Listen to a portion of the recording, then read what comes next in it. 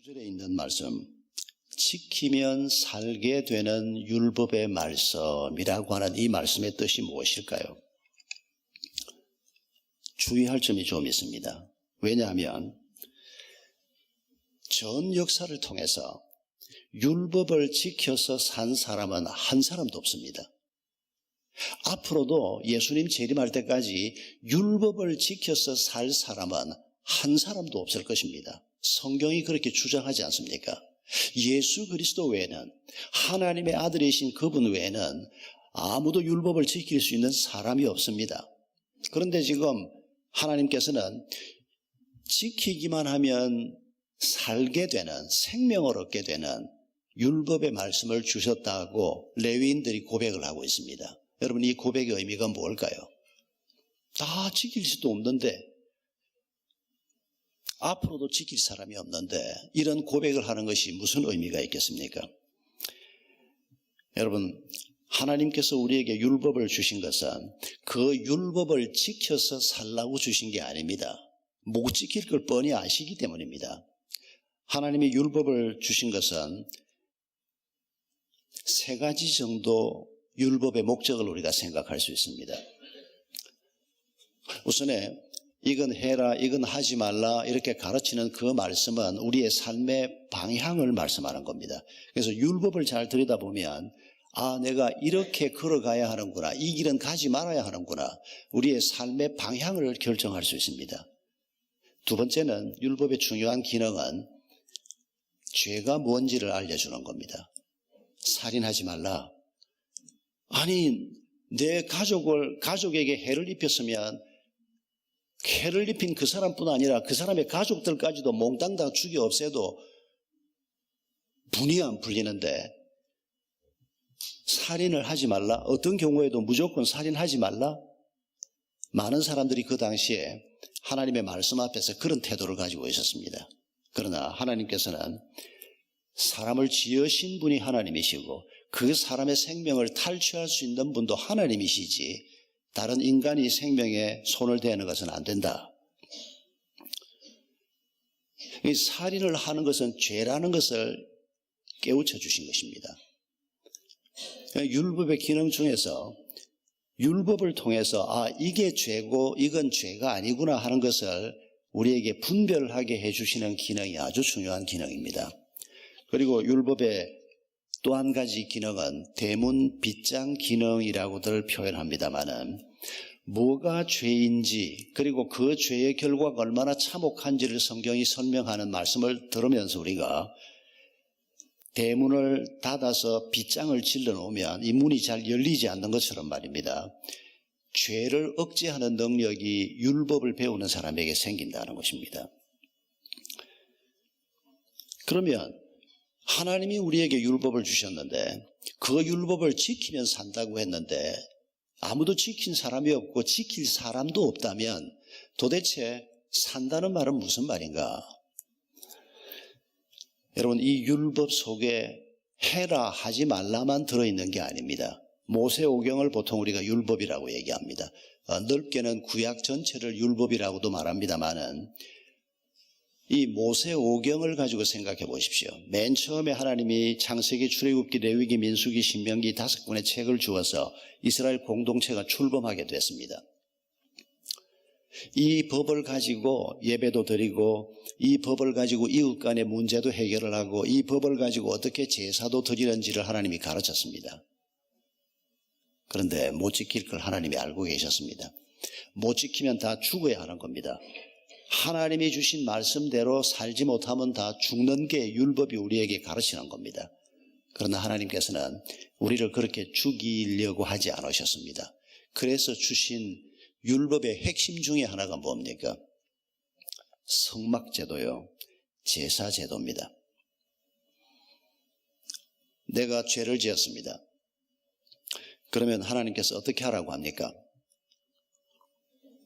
죄를 지었으니까 칼을 물고 죽으라고 그럽니까? 하나님은 그렇게 말하지 않습니다. 율법의 말씀 속에, 레위기 속에서 내가 죄를 지었으면 하나님 앞에 와서 속죄 제사를 드리라고 얘기합니다. 그러면 보통 사람은 1년 된 양을 들고 갑니다. 우리 집에서 양들 중에서 제일 좋은 양을 가지고 갑니다. 시원찮은 것, 깃털이 빠진 것 이런 건 안 되고 아주 좋은 양을 가지고 제단으로 성전으로 가서 성전 마당에 있는 제단 위에 이 나를 대신해서 죽을 양을 올려놓습니다. 내가 죽어야 하는데 하나님이 나를 죽이지 않기 위해서 나 대신 죽을 양을 가지고 와서 바치라고 얘기한 게 속죄제입니다. 그러면 그게 레위인과 제사장이 나를 기다리고 있습니다. 제일 먼저 하는 게 뭡니까? 양의 머리에 손을 얹고 기도합니다. 어떤 기도였을 것 같습니까? 하나님, 내가 죽어야 하는데 하나님이 나를 죽이지 않고 내 죄가 이 양에게 전가돼서 이 양을 나 대신에 죽게 하시니 감사합니다. 양에게는 좀 미안하지만은 손을 얹고 양 머리에 손을 얹고 그렇게 기도를 합니다. 감사의 기도, 회개의 기도를 하는 겁니다. 내 생명을 하나님이 살려주시기 위해서 이 제도를 주셨으니 감사합니다. 다시는 죄를 범치 말게 해주십시오. 그런 다음에 양을 죽여야 합니다. 누가 죽입니까? 내가 죽여야 합니다. 여러분, 칼을 빼들고 나 대신에 나 때문에 죽는 양인데 그 양도 또 내가 죽이라고 합니다. 여러분, 짐승을 칼로 찔러서 내 앞에서 그 짐승이 고통스러운 소리를 내면서 피를 흘리고 죽는 모습을 내 눈으로 봐야 합니다. 왜요? 왜 하나님이 이렇게 잔혹한 짓을 시킵니까? 그게 죄의 결과라는 겁니다. 죄가 우리에게 갖다주는 고통이라는 겁니다. 죄라고 하는 게 아주 근사해 보이고 죄라고 하는 게 그냥 마음대로 한번 살아보면 인생이 너무도 멋질 것 같아 보이는, 아닙니다. 그건 바르게 보는 것이 아닙니다. 하나님의 말씀에서 벗어나는 것은 열차가 탈선하는 것하고 똑같은 겁니다. 거기에는 피가 튀기고 사람들이 상처를 입고 엄청난 후유증이 찾아오는, 그걸 지금 제단 위에서 보는 겁니다. 내가 범한 죄 때문에 무슨 일이 생기는지를 보는 겁니다. 그래서 내 손으로 그 양을 찔러 죽여서 그 양이 피를 토하면서 죽는 모습을 보고, 그리고 그 양을 태워서 나 대신에 죽여서 올려드리는 제사, 그게 속죄제입니다. 율법을 지켜서 산다는 말 속에는 내가 죄를 전혀 안 짓고 율법대로 살아서 생명을 얻는다? 아니라니까요. 그건 불가능하다니까요. 율법을 지켜서 산다는 말은 내가 율법을 완전히 다 지키지 못해도 하나님의 은혜로 사는 길을 이렇게 율법 속에 하나님이 열어놓으셨다는 것을 의미하는 것입니다. 우리는 율법을 내가 거짓말도 안 하고 착하게 살고, 그런데 문제는 구약의 율법이 아니라 신약에서 율법을 하나님께서, 예수님께서 재해석한 걸 보면 너희가 살인하지 말라고 들었느냐? 미워하는 마음부터 고쳐라. 미워하는 마음을 가지면 이미 살인한 것이다. 간음하지 말라고 들었느냐? 음란한 마음을 마음에 품었으면 이미 간음한 것이나 다름없다. 구약에서는 생긴 결과만 가지고 하나님이 말씀하는 것 같았는데 예수님이 오신 다음에는 우리 마음속 동기부터 하나님이 체크를 하시는, 이건 어떤 의미에서 구약의 율법보다 더 철저한 사랑의 율법이라고 말할 수가 있습니다. 이 말씀들 앞에서 지키면 산다는 말이 무슨 말인가 하는 것입니다. 우리가 어떻게 해서든지 율법대로 살아서 생명을 얻는다는 말이 아니고, 우리는 실패할 수밖에 없고 우리는 넘어질 수밖에 없지만 결국 하나님의 은혜로 구원받는다는 것입니다. 하나님의 은혜로 생명을 얻고 인생에 가치 있는 삶을 사는 길을 얻게 되는 것, 이게 율법에서부터 가르치는 것입니다. 구약 백성들도 이걸 모르지 않았습니다. 그런데도 구약 백성들이 율법을 함부로 해석을 하고 하나님의 뜻을 무시하고 길을 걸어가면서 남북 왕조가 다 무너지고, 그리고 포로로 잡혀가서 70년 세월을 보내게 되고, 그리고 하나님께서 말씀하신 대로 70년 만에 다시 돌아와서 성전을 완공하고, 그리고 성벽도 짓고, 그리고 이제 말씀을 선포하면서 새로운 공동체, 믿음 운동, 신앙 운동을 시작한 겁니다. 이 신앙 운동을 시작하면서 수많은 백성들이 함께 하나님 앞에 경배를 드리고 말씀을 듣는 자리에서 레위인들이 대표로 지금 기도하면서 지키기만 하면 살게 되는 법을 우리에게 주셨습니다. 이렇게 고백하고 있는 겁니다. 어차피 못 지킬 거면 그거 뭐 지키려고 애를 쓸 필요도 없지 않는가, 이런 패배주의적인 생각을 하는 것은 옳지 않습니다. 율법은 우리가 연약해서 다 지킬 수 없다고 하더라도 결국 그 율법을 다 지킬 수 있는 존재로 하나님이 우리를 만들어 주실 것이기 때문입니다. 우리가 그 목표를 바라보고 가는 겁니다. 우리가 예수님을 닮아간다, 하나님만큼이나 거룩해진다는 말의 뜻이 무엇입니까? 이 율법, 하나님이 이렇게 살아야 한다라고 말하는 이 삶을 진짜로 살아낼 수 있는 존재가 되는 것, 그게 예수를 닮는 것입니다. 그래서 이걸 우리가 율법적인 관점에서 생각하는 것이 아니고 하나님의 은혜로 우리에게 이런 생명이 주어지고 또 하나님의 은혜로 우리가 이 길을 계속해서 걸어가는 여정에 지금 우리가 있는 것을 다시 한번 기억하십시다. 레위인들이 지난날 자기 조상들의 실패를 회개하면서 이렇게 표현한 말이 9장 12절에 나옵니다. 하나님께서 불기둥, 구름기둥으로 우리의 조상들을 인도하셨고 또 친히 하나님이 시내산에 내려오셔서 율법의 말씀을 주셨고 또 만나를 주시고 바위에서 나오는 기적의 물을 주시고 40년 동안 옷이 헤어지지 않게 하시고 40년 동안 옷 한 벌 가지고 광야길을 걸었다는 겁니다. 신발도 하나. 그러면서 한 말이 뭔가 하니까 9장 21절에 아쉬운 것이 없게 하셨습니다.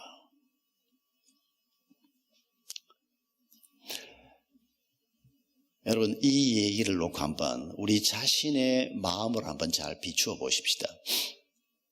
하나님이 광야 40년만 자기 백성을 그렇게 인도하셨을까요? 아닙니다. 오늘도 하나님이 우리를 광야 40년 동안 이스라엘 백성들을 인도하신 것하고 똑같이 우리를 인도하고 계십니다. 그런데 하나님이 불기둥, 구름기둥으로 이스라엘 백성들을 인도하신 것, 옛날에는 그렇게 명확하게 인도를 했는데 지금은 내가 뭐 어디로 가야 할지, 이 사람을 만나야 할지 말아야 할지, 이 일을 해봐야 할지 하지 말아야 될지 막 헷갈려가지고 판단이 잘 안 서. 그래서 지금도 내가 아침에 집을 났으면 하나님께서 불기둥, 구름기둥까지는 아니더라도 나비 같은 걸 하나 보여주지, 내 눈에만 보이나 그런 걸 따라서 내가 쭉 가다가 누구 머리 위에 그게 멈추었으면 내가 그 사람 만나서 상담도 해보고 얘기도 해보고. 여러분, 이 불기둥, 구름기둥을 그런 식으로 생각해 본 적이 없습니까? 저는 20대 때 이 생각을 너무 많이 했습니다. 뭐가 불투명해가지고 이거 목사가 돼야 하나 말아야 하나, 불투명한 게 너무 많고 믿음은 어리고 하니까 왜 하나님이 지금은 이렇게 불기둥, 구름기둥으로 좀 인도해 주시지 않나, 그런 생각을 참 많이 했습니다. 그런데 사도 베드로가 베드로서 1장 16절 이하에서 한 말씀을 읽고 난 다음에 답을 얻었습니다. 사도 베드로가 이렇게 말씀하십니다. 지극히 큰 영광 중에서 이런 소리가 그에게 나기를 이는 내 사랑하는 아들이요 내 기뻐하는 자라 하실 때 그가 하나님 아버지께 존귀와 영광을 받으셨느니라. 이 소리는 우리가 그와 함께 거룩한 산에 있을 때 하늘로부터 난 것을 들은 것이라. 언제적 일인지 기억을 하실 수 있겠습니까?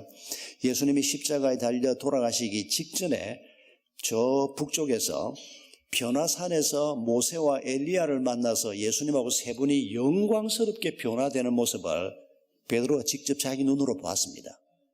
그리고 그때 하늘에서 들리는 이는 내 사랑하는 아들이요 내 기뻐하는 자라, 그 음성을 직접 들었습니다.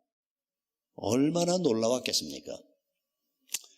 하긴 그러고도 예수님 모른다고 세 번이나 부인을 했습니다마는 그건 또 다른 인간의 연약함을 우리에게 보여주는 사건입니다마는, 그러나 그 변화산에서 예수님이 변화되는 그 영광스러운 모습을 평생 동안 어떻게 잊을 수가 있겠습니까?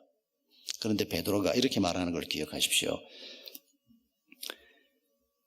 또 우리에게는 내가 변화산에서 본 이것보다 더 확실한 것이 있는데, 더 분명한 것이 있는데 그게 뭔가 하니까 예언의 말씀이다, 이렇게 말합니다. 여러분, 예언이라고 할 때 이 말씀을 미래의 일을 우리에게 일러주는 말씀이다, 이렇게만 생각하는 분은 성경을 아직 제대로 살피지 않은 겁니다. 예자가 두 예자가 있는 것 잊지 마십시오. 일기예보할 때 미리 예자로 장래일을 하나님이 말씀해 주는 거 있습니다. 그러나 양은 많지 않습니다. 오히려 예금한다 할 때 예자는 무슨 예자입니까? 맡길 예자입니다. 그런데 하나님이 말씀을 누구에게 맡깁니까? 예언자들의 입에 맡깁니다. 그래서 예언자들의 입을 하나님의 입이라고도 표현을 합니다. 예언자들의 입에 맡겨주신 그 말씀을 우리에게 주신 것, 예언이라고 하는 것이 바로 이런 두 가지 의미가 함께 있습니다. 그런데 지금 베드로가 하는 얘기는 뭔가 하니까 하나님께서 우리에게 주신 이 말씀이 내가 변화산에서 봤던 예수님의 모습, 모세의 모습, 엘리야의 모습보다 더 확실하고 더 명확하다는 겁니다. 여러분, 이 말을 절대 잊지 말아야 합니다. 왜 나한테는 이렇게 불확실한가? 이번에 여기 투자를 해봐야 되나 말아야 되나? 이 길을 가야 하나 말아야 하나? 내 삶 속에서 뭐가 잘 가닥이 잡히지 않고 정리가 잘 되지 않는다. 여러분, 그 이유가 뭐라고 생각하십니까? 말씀이 우리 속에 뿌리를 내리지 못하고 있기 때문입니다. 말씀이 우리 속에 뿌리를 내리고 있으면, 이거 다른 말로 바꾸면 말씀은 곧 하나님이십니다. 예수 그리스도가 로고스요 말씀이십니다. 하나님이 우리 삶의 중심에 자리를 잡고 계시고 하나님의 사랑이 내 마음속 깊은 곳까지 뿌리를 들이우고 있으면, 우리가 변화산에서 예수님의 변화된 모습을 보았던 그 베드로의 그 직접 목격담보다 더 확실한 하나님의 인도를 받을 수 있다는 것입니다.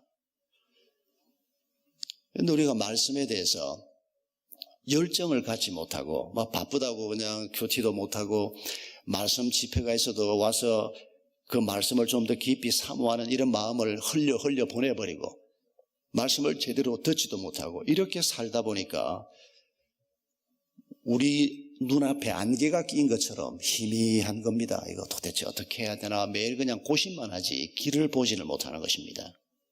하나님은 옛날이나 지금이나 명확하게 우리를 인도하시는 분입니다. 그렇게 해서 우리를 생명의 길로 데리고 가시는 분입니다. 이런 하나님에 대한 기대가 오늘 다시 한번 이 예배 가운데 우리 마음속에 넘치기를 바랍니다. 아쉬운 것이 하나도 없게 하셨다. 이 말이 저는 이번 한 주간 내내 마음에 다가왔습니다. 여러분, 이스라엘 백성들은 이 말씀에 대한 반응이 뭐였습니까? 아침에 눈만 뜨면 만나가 있습니다.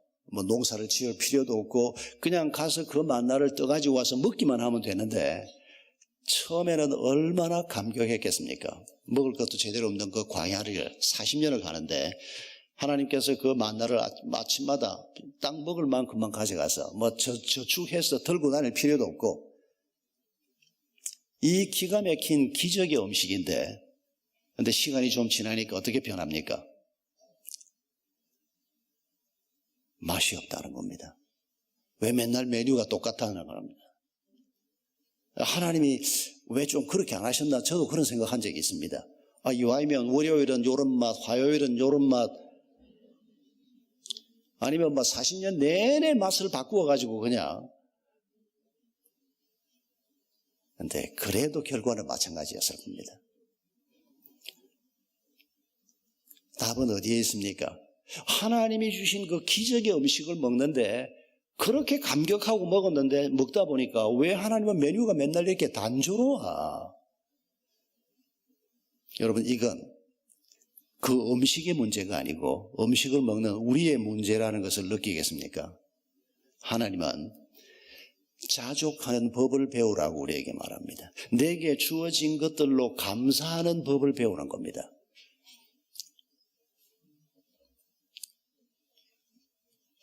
우리가 살면서 가장 두려워해야 할 일 중 하나가 바로 이게 아닌가 싶습니다. 하나님은 우리에게 이미 많은 것들을 공급하고 계십니다. 뭐 많은 거 내 친구하고 비교해보면 나는 지금 뭐 10분의 1도 안 되는데 당신이 욕심이 너무 많은 겁니다. 하나님이 오늘 내게 주신 것들을 놓고 내가 옆에서 볼 때도 저분 같으면 불평을 해도 하나님도 할 말이 없겠다 이렇게 생각이 되는 어려움을 겪는 분들도 우리 성도들 가운데 더러 있습니다. 그러나 저는 그렇게 보지만은 하나님은 그렇게 보지 않습니다. 하나님은 내가 너희에게 아쉬운 것이 없도록 공급하고 있다고 말씀하십니다. 2500년 전, 3000년 전만 이렇게 말씀하시는 게 아니고 지금도 아쉬운 것이 없이 너희에게 공급하고 있다고 말씀하십니다. 이스라엘 백성들 입장에서는 우리가 충분히 이해할 수 있는 불평거리가 있습니다.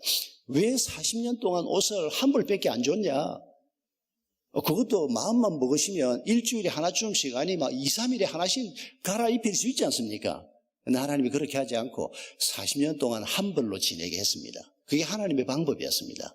그러면 우리 입장에서 하나님, 내가 하나님이라면 적어도 일주일에 한 벌쯤은 내가 갈아입히겠습니다. 그러면 지가 하나님 해야죠. 지가 하나님을 하면 어떤 결과가 생깁니까?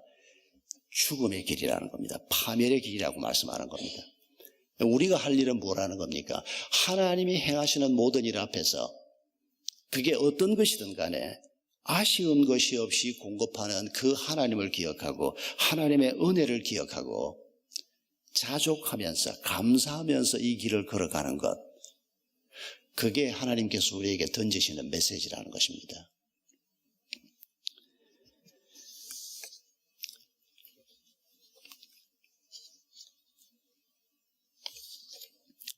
(9장 36절) 말씀이 참 가슴 아프게 다가왔습니다. 레위인들이 기도하면서 우리 조상에게 주신 바로 그 땅에서 우리가 종이 되었습니다 라고 하는 고백입니다. 느헤미야 시대 때로부터 계산하면 한 1000년 전에 모세 때 하나님께서 이 가나안 땅을 그들에게 주지 않았습니까? 그런데 그 땅에서 그들이 지금 종이 되어 있습니다. 나라가 무너졌기 때문입니다. 다른 민족이 와서 다스리고 있기 때문입니다. 우상이 와서 득세하고 있기 때문입니다. 하나님이 주신 땅에서, 우리 조상들이 살던 이 땅에서, 아름다운 예배를 드리고 제사를 드리는 이 땅에서 우리가 종이 되어버렸습니다. 이 가슴 아픈 레위인들의 기도를 우리가 기억하십시다. 이건 우리가 대한민국이라고 하는 관점에서 적용할 말씀은 아닙니다. 대한민국은 전혀 하나님을 알지 못하는 사람들이 살던 땅인데 이 땅에 하나님께서 130수년 전에 조선 땅에 선교사들을 보내주셔서 큰 은총을 베풀어 주셨습니다. 그러나 하나님께서는 우리가 어디에 살든지 간에 거기에서 종으로 사는 것을 원치 않습니다. 하나님은 우리가 축복으로 주신 그 가정을 내 이기심 때문에 이기심의 종으로 살면서 불화와 고통이 가득한 가정으로 만드는 것 원하지 않으십니다. 하나님이 축복으로 주신 일터에서 돈과 성진의 눈이 멀어가지고 돈과 성진의 노예가 돼서 사는 것을 하나님은 원치 않으십니다. 하나님께서 하나님이 축복으로 주신 그 땅에서, 그게 가정이든 일터든 목장이든 그 자리에서 우리가 주인 노릇하고 살 수 있는, 주인이신 하나님의 대리인으로 살 수 있는 그런 날을 꿈꾸면서 지금 레위인들이 이런 기도를 하고 있는 것입니다. 그리고 그들은 10장 28절을 보면 하나님 중심의 삶을 살기 위해서 그 땅의 여러 백성들과 인연을 다 끊어버렸다, 이런 고백도 나옵니다.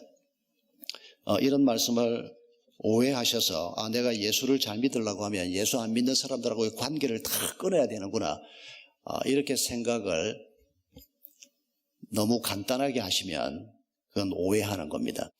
중요한 것은 어떻게 하면 우리가 하나님이 말씀하신 이 믿음의 길을, 생명의 길을 제대로 걸어갈 수 있을까? 이걸 고민하면서 지혜를 구하는 것입니다. 이걸 우리가 목장에서 함께 늘 나누는 겁니다. 그리고 목장 식구들 얘기를 들으면서 이럴 때는 저런 판단이 더 옳겠구나, 또 우리가 판단이 잘 안 쓸 때 한번 나누어 보면 서로 여러 가지 관점에서 대화를 하다 보면 길이 발견되기도 하는, 그러면서 우리의 관계가 점점 더 친밀해지고 더 큰 아름다운 공동체가 되는 이런 축복을 우리가 맛볼 수 있을 것입니다. 여러분, 하나님께서는 느헤미야와 그 시대에 이런 분들을 통해서 당시에 하나님의 뜻을 이루어 가셨고 오늘은 우리를 통해서 하나님의 뜻을 또 이루기를 원하십니다. 또 사랑마루를 통해서 하나님께서 기뻐하시는 일을 이루어 가기를